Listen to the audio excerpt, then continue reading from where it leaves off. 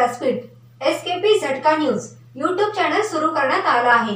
तरी सर्व प्रेक्षकांनी चॅनलला लाईक करा, सबस्क्राइब करा व नोटिफिकेशन मिळवण्याकरता बेल आयकॉन प्रेस करा।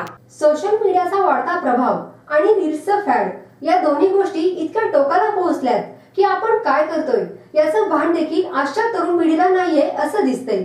या रील्सच्या नादात स्वतःचा जीव देखील गमावून बसण्याची शक्यता आहे आणि काहींनी तर गमावले देखील आहेत। हा व्हिडिओ आहे पुण्यातील नरे परिसरातील स्वामी नारायण मंदिर परिसर येथील।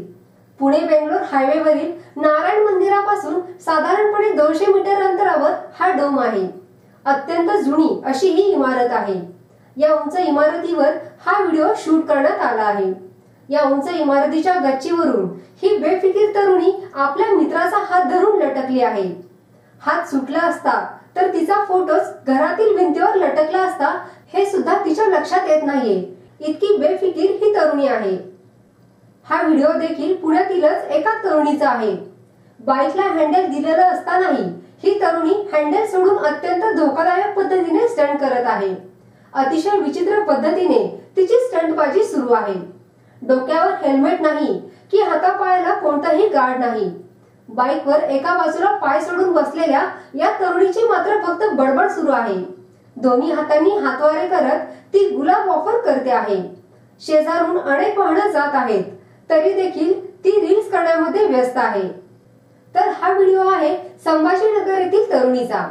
यामध्ये तर या तरुणीने रील्स साठी स्टंट करण्याच्या नादात आपला जीवच गमावला आहे। खुलताबाद तालुक्यात डोंगरावर मित्रमैत्रीण रील्स बनवण्यासाठी गेले होते। या तरुणीला अजिबात ड्रायव्हिंग येत नसतानाही तिने हा स्टंट करण्याचा प्रयत्न केला आहे। मला रील्स करण्यापुरतं कार चालवू दे असं ती मित्राला म्हणाली। त्यानं देखील कुठलाही विचार न करता तिच्या हातात कार दिली।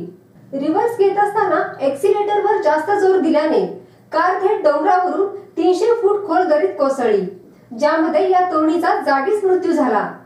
ही दृश्य आजची तरुणाई कुठे गेली आहे हे सांगणारी आहे। ही दृश्य पाहून तुम्ही निश्चितच अवाक झाला असाल, पण ही तरुणाई एकदम बेफिकीर आहे। याचे काय परिणाम होतील हेही त्यांच्या लक्षात येत नाहीये। सोशल मीडियावर झटपट प्रसिद्धी मिळवण्यासाठी अशी जीवावर उदार होऊन स्टंटबाजी करत रील्स बनवली जात आहेत। मात्र यामुळे पालकांच्या जीवाला घोर लागला आहे। सध्याच्या जगात सोशल मीडिया हे पॅशन झाले। या सोशल मीडियाने क्रिएटिव्हिटीला वाव दिला। अवघ्या 3 मिनिटात तुमचं स्किल दाखवण्याची संधी मिळाली।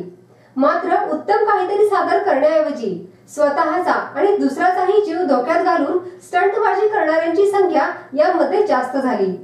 3 मिनिटांच्या रील्ससाठी जीव धोक्यात घालणारे हे विसरतात की जरा काही चुकलं तर तुमचा फोटो घरातील भिंतीवर लटकला जाईल।